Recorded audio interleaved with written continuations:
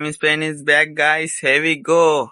We see again Prime Spain, guys. 4-0 সৌদি আরবের সাথে আজকের ম্যাচ, কালকে রাতের ম্যাচটাতে what a performance by Spain. Tiki taka football দেখতে পেয়েছি আবারও।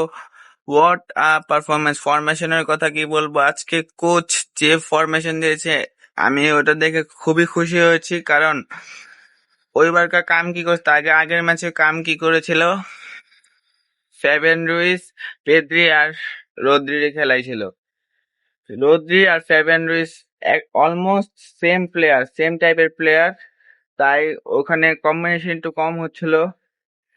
কিন্তু এখন মিডফিল্ডে দানি অলমোকে খেলাচ্ছে, কারণ Dani Olmo number 10 player, attacking midfielder, আর পেদ্রি হচ্ছে ম্যাচটা কন্ট্রোল করবে, আর রদ্রি হচ্ছে ডিফেন্ড করবে, সিডিএম পজিশনে খেলবে, ডিফেন্সিভ মিডফিল্ডার, অবদান অনেক বেশি।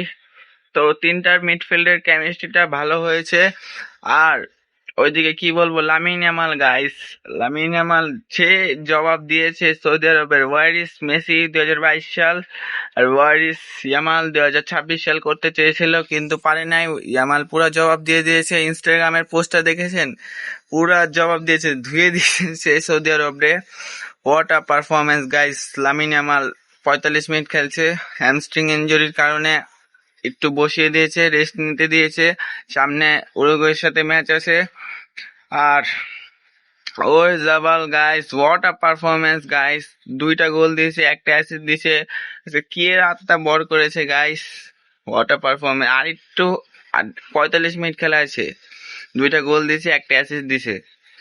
যদি আর একটু খেলাইতো তাহলে তো হ্যাটট্রিক কইটা ফেলাইতো 100%। আরেকটা গোল ওন গোল হয়েছে।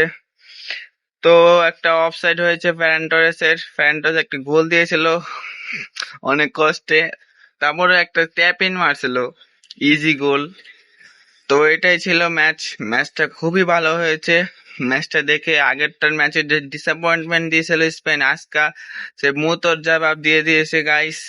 তো স্পেনের জন্য শুভকামনা। ভিডিওটা ভালো লাগলে লাইক আর চ্যানেলকে সাবস্ক্রাইব। Bye bye.